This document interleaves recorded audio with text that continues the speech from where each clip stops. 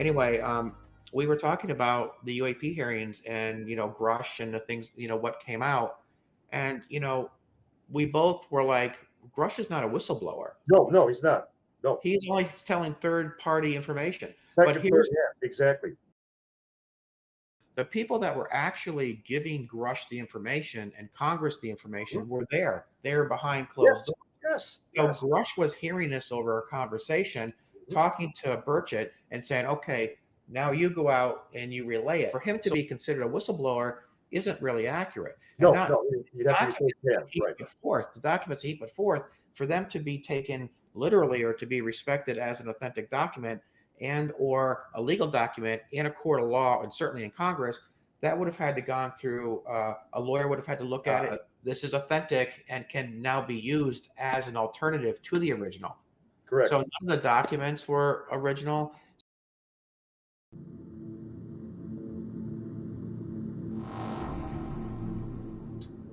As you've heard me say, Thom, I still remain convinced it's a cover-up of ignorance, that they still don't know from where, from why, or from who. And as a result, in all their attempts to reverse engineer, whether it was the materials, the craft from Roswell, or any other incident thereafter, that they still can't find the on button. A lot of people think we back engineered craft. We have mimicked them, but we haven't actually back engineered them because the technology is so far advanced that we don't even have minerals or the capabilities to do anything. And we were talking about this earlier, like all this technology, like we had television sets in the the early 1940s. We already had pictures taken from Earth from rockets in the 40s. We already had the technology that we have today. We just hadn't really manufactured anything to show that the information that we had or what we could do with that technology. So for everyone to think, oh, we back engineered the 1947 crash, no, we didn't. That no matter no matter how they tried to cut or burn, or even a blast furnace, we even have witnesses of that effect. 2,000 degrees had no effect whatsoever. Everything is assimilated into the private sector. And so through the years of our investigation, we've had firsthand witnesses at Boeing, at Lockheed, at Lear, at Sperry, at Bell, at Mart Corporation, at Patel, at Rand, at Hughes, all describing their failed efforts in trying to break through, this technology. And they can't bridge it. It's a quantum leap. They just cannot bridge that gap. Smith in Independence Day, he jumps in the cockpit and he's able to fly that thing like he's done it 100 times. Oh, come on, you people are stupid. So that's why this whole idea of back engineering, was there any way to back engineer anything? The only way they possibly could have done it would be retrieving, from my conversations with Congress or Burchett, was at the Roswell crash. If there was any way to penetrate anything, it would have had to have come from a crashed craft, because they can't penetrate one that's not crashed. So that's what I'm trying to see if there's any one that's not crashed. Right, they can't penetrate this outer ring of it, so they can't get to it to even back engineer anything. So many people say, "Oh, I think what we see in Arizona, the Phoenix lights. That was that back engineered? Was it mimicked or was it authentic? What was it?" And so when I'm talking to Burchett in the table there, they're like, "No, from what I've seen, there's no way it could have been, because we can't even penetrate this thing." However, there have been crashes and debris. But if that thing crashed and they were able to get the parts or be able to see what it was made of and get a better idea by even the foil that they found, I mean, that they can test that and at least get an idea of what that is. They can slowly start to back engineer parts of it, perhaps, or parts of the technology, but to actually back engineer an entire craft, I don't think it's happened yet. The wonderful thing about Roswell, in that it happened in 1947, when both jet and rocket, technology were in their infancy. There were no satellites. The skies were generally virgin. They were clear. There were no drones. There was nothing that came close to what the eyewitnesses were describing during that summer of 1947. And then one crashes, and all bets are off, because at first the military thought, my God, it must be Russian, because this material does not resemble anything in our arsenal. And then they thought, my God, help us, because if it is Russian, we're in trouble because it's that advanced, that superior. But then they quickly realized it wasn't from here. And we have to keep in mind that on Tuesday, July 8th, 1947, the Roswell Army Airfield, which was the headquarters of the first atomic bomb squadron. Right, just before that. Yeah, they put out the press release. They actually announced they had captured a flying saucer. Matter of historic fact, the United States government actually claimed on that day that they had captured one. And then 5 hours later, they explained it all away as a weather balloon with a radar reflector kite. General Arthur Exon, who was at Wright Pat, more directly Wright Field at that time.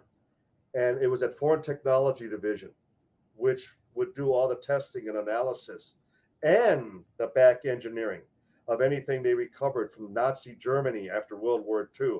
If they would so much as get their hands on a Russian MiG fighter, that's where it would go. Foreign Technology at Wright Pat. According to General Exon, that for all of the testing of the wreckage at Roswell, they unanimously concluded that this material was made from off the planet. It was not from here. So that's how quickly they realized that we were dealing with a technology that was foreign to planet Earth. So in your opinion, do you think that if they're aliens, that they're biological, are they AI, or are they like interdimensional beings?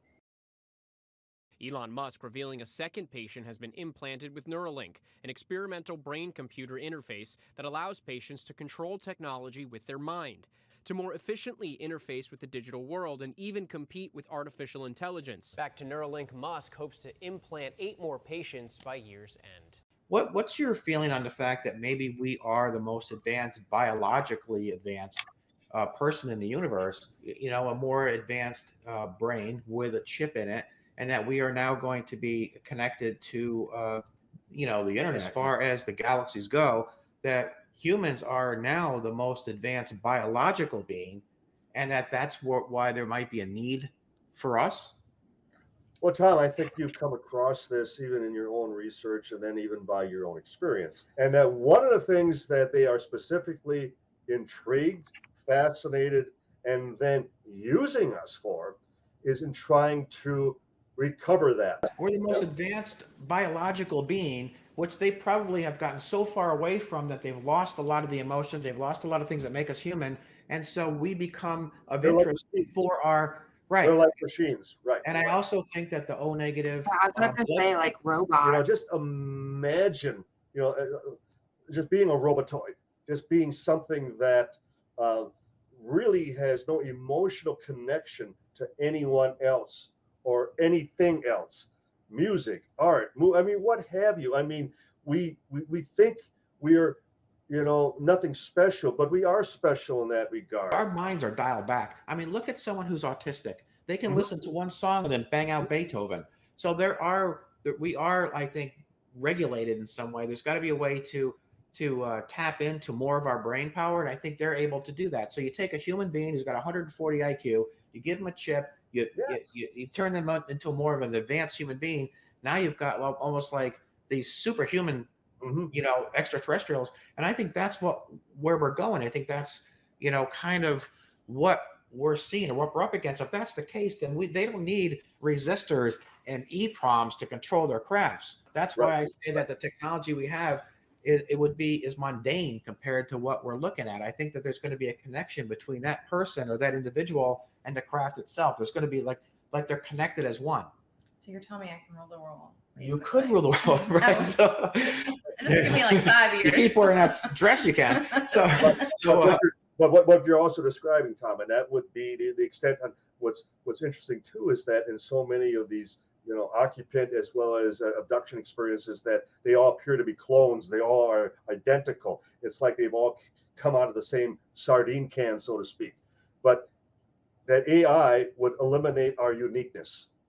And that's what I'm concerned about, the idea that we would all become part of the whole, that we would be extensions of, AI, the machine, that type of thing. And I like the free thinkers. I like people that my dad would always say, don't be normal. Anybody can be normal. But when you live without having an owner's manual, so to speak, that's what makes life exciting. Right. Not knowing. Not knowing. Not Yeah. knowing what's over the next hill. I love it. But the fact that we have sightings every day, almost every hour of every day, it's either something that has set up shop here, it's right here with us, or it's able to slip in and out at will from Right, another like through dimension. portals. Yeah, from another dimension. And to me, that is making more and more sense. Something that may even be here in spite of us, Yeah. that we just happen to observe. Because a lot of people talk about like USOs too.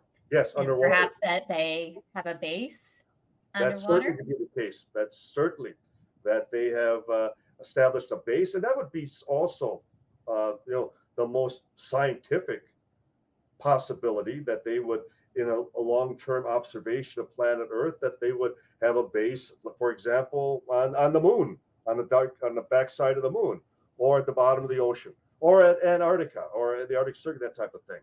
So, all possibilities. I agree.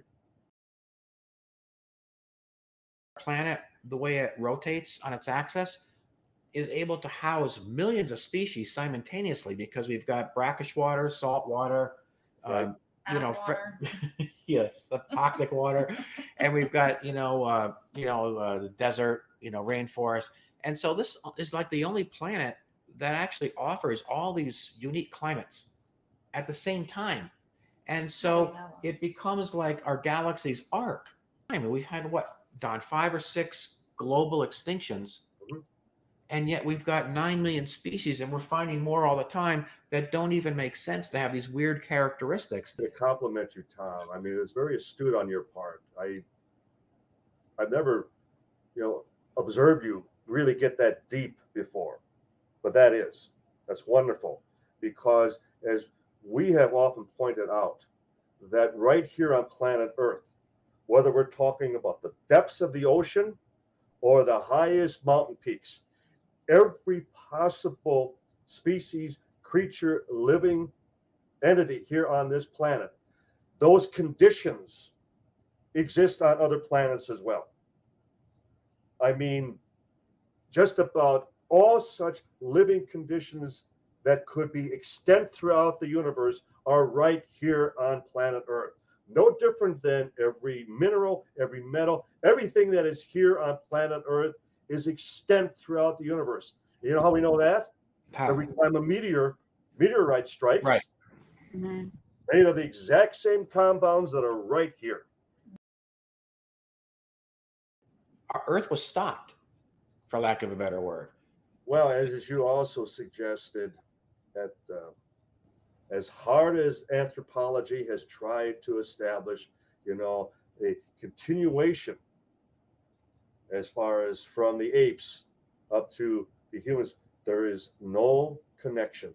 No, again. So now you've got the O negative factor, which has no ties to the monkey. A positive does. So there's actually there's no history as to where the O negative blood groups came from.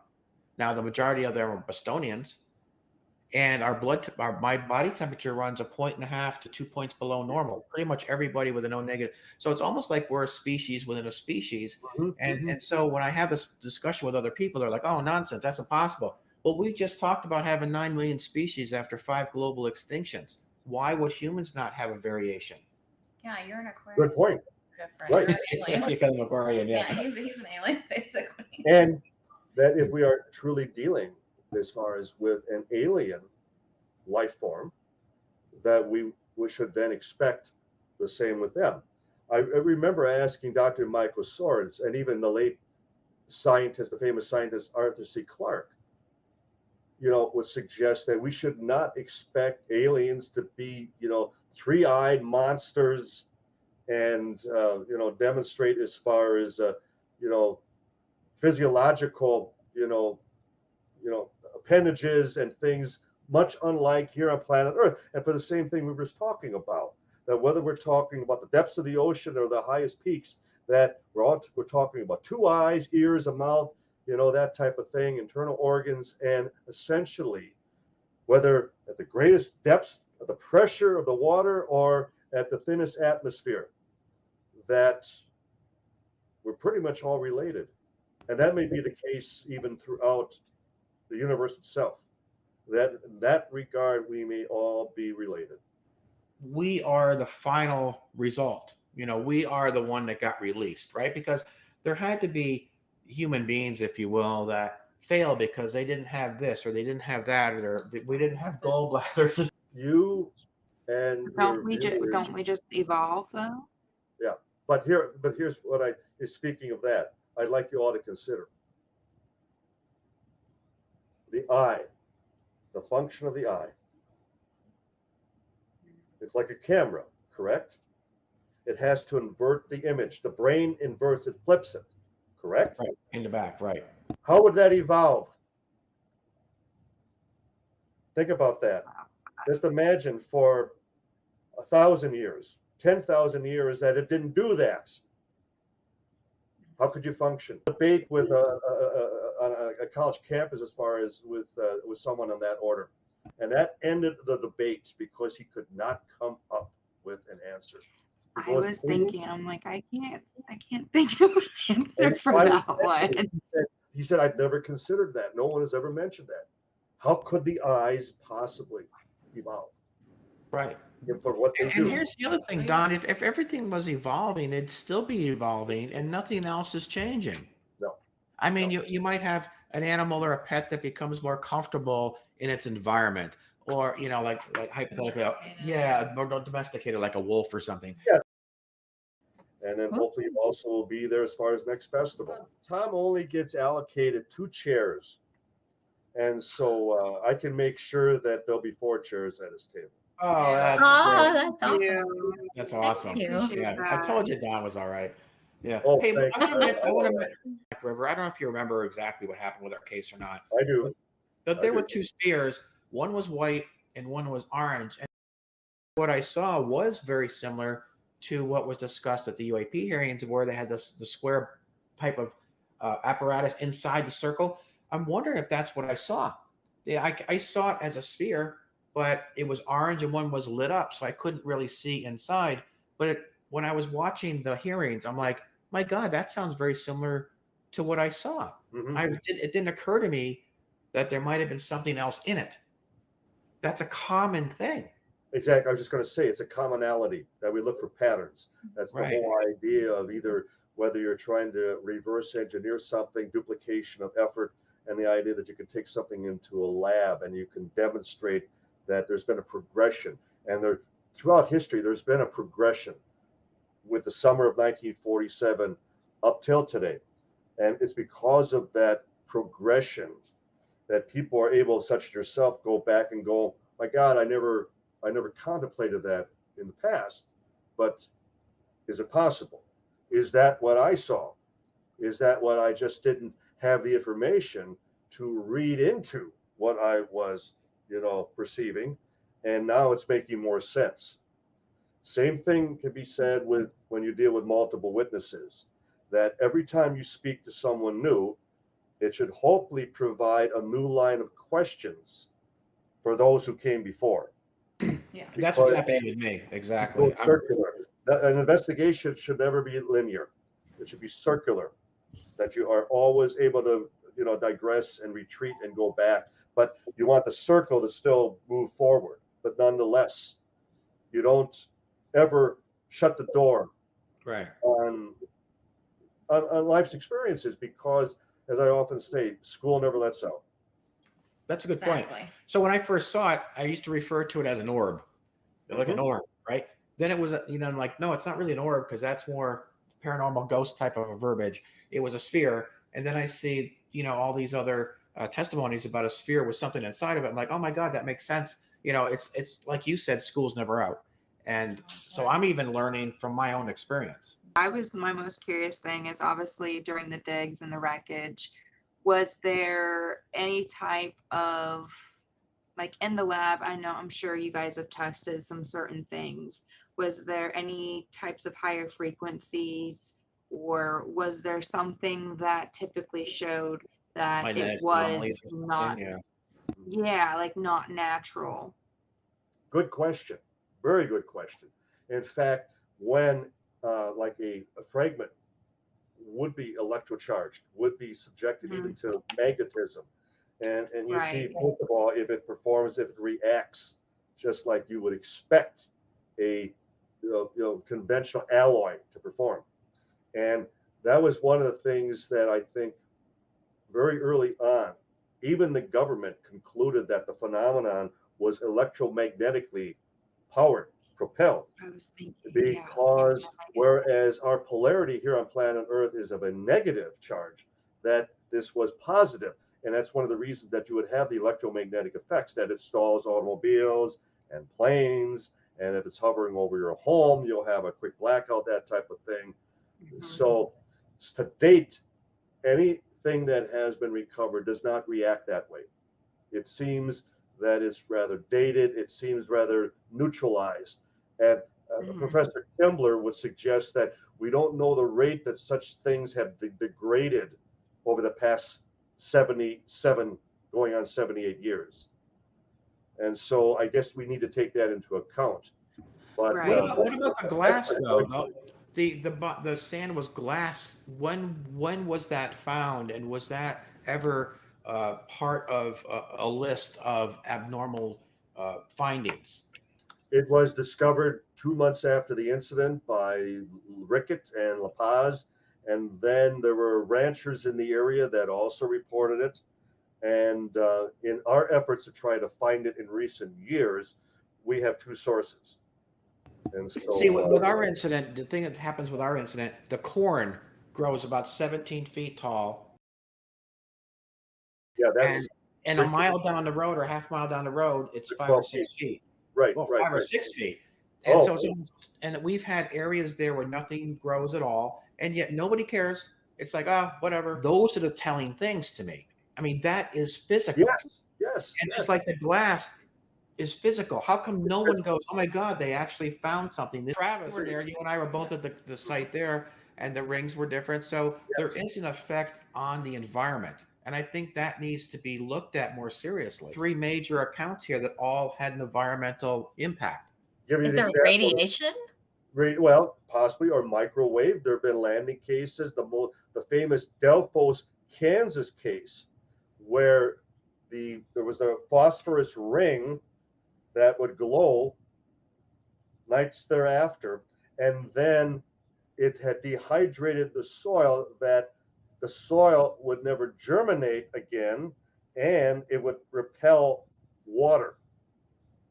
So the hovering craft had so affected. So the suggestion was that it had microwaved the surrounding vegetation.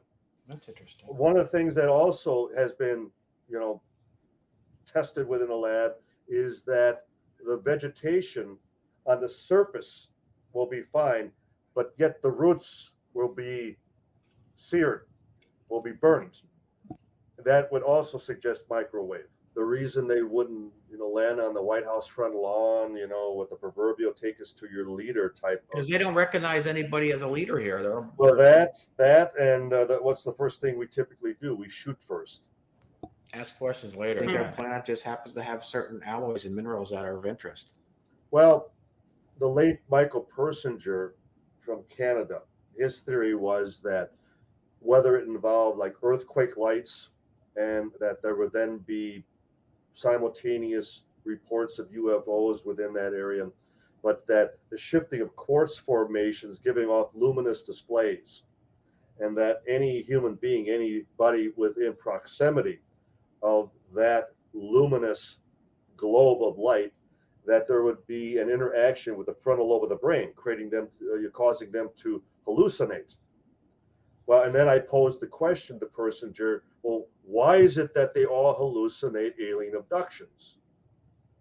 Shouldn't it be, just random, experiences that have nothing to do with UFOs, and then maybe a small percentage may hallucinate that, that aspect, that type of thing.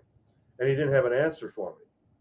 So it's so often where science tries to shoehorn their own theories into the actual reports of what people are describing. And then when we get beyond the human perception and we're able to once again establish that commonality, those patterns, the fact that people are describing essentially the same beings, the same craft, the same experiences, and that it doesn't matter if it's the Aborigines in Australia, or it doesn't matter if it's someone in the heart of Chicago. They describe what they've seen, what they experience, and it's the same phenomenon.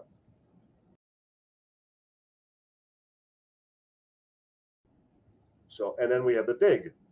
So as we get closer to that, I will also, get through Thom, get things arranged, and welcome to, being part of the adventure. I Same. always wanted to be an archaeologist at one point in my life. Yeah.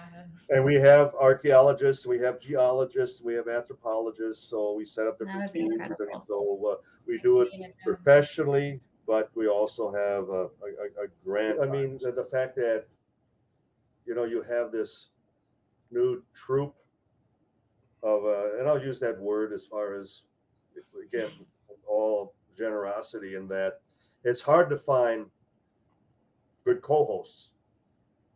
It's hard to find people that are on the same wavelength. But you are the creator. You are the one who started this, Thom. So it is basically your show. But you still give full credit to everyone involved. And, I've got the best He crew I've does. ever had in my life. I mean, Rachel's been absolutely, she's like my right hand. She's been fantastic. Alana, I've known since she was 3 years old, and she's, seriously, I remember when she used to go, "Mommy."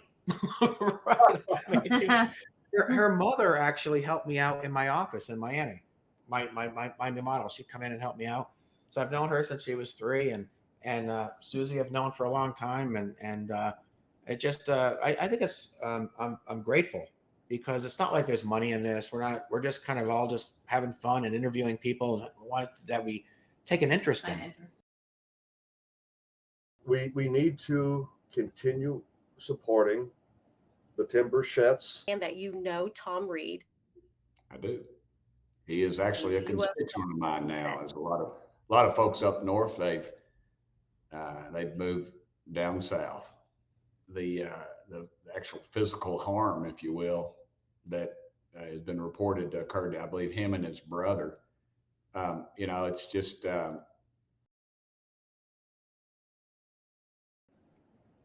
this subject has always been very taboo.